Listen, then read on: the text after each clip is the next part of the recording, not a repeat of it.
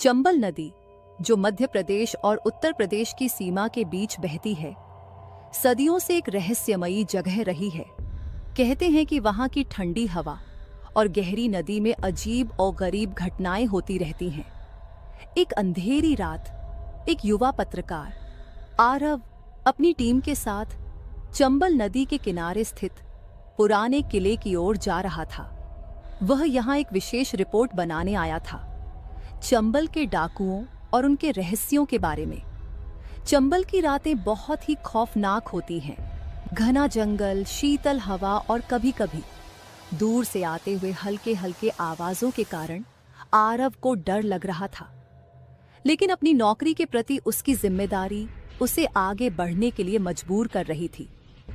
वह और उसकी टीम किले के पास पहुंचे, जहां से नदी का दृश्य साफ दिखता था। अचानक एक हल्की सी आवाज सुनाई दी, किसी के कदमों की। आरव ने सोचा शायद जंगल में कोई और भी है, लेकिन फिर वह आवाज बढ़ने लगी, जैसे कोई बेहद पास आ रहा हो। वह पलट कर देखा, मगर कुछ नहीं था। उसकी धड़कन तेज हो गई। उसने अपने कैमरे की रोशनी को और बढ़ा दिया और तभी उसे एक मिस्टिक रूप से धुंधला सा चेहरा दिखा। यह चेहरा न तो आदमी का था, न ही किसी जीव का। आगे बढ़ते हुए वह एक पुराने मंदिर के पास पहुंचा। यहाँ भी वही अजीब सी खामोशी थी।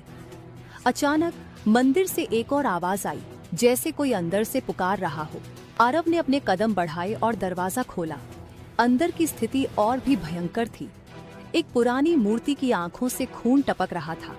आरव ने देखा कि मूर्ति के पास एक पुराना पत्र पड़ा था। उसने पत्र उठाया, लेकिन जैसे ही उसने उसे खोला, एक तेज चीख सुनाई दी। चंबल नदी के पानी से बाहर एक कटा हुआ हाथ निकला और आरव को खींचने की कोशिश करने लगा। उसकी सांसें तेज हो गईं और उसकी आंखों के सामने सब घूमने लगा।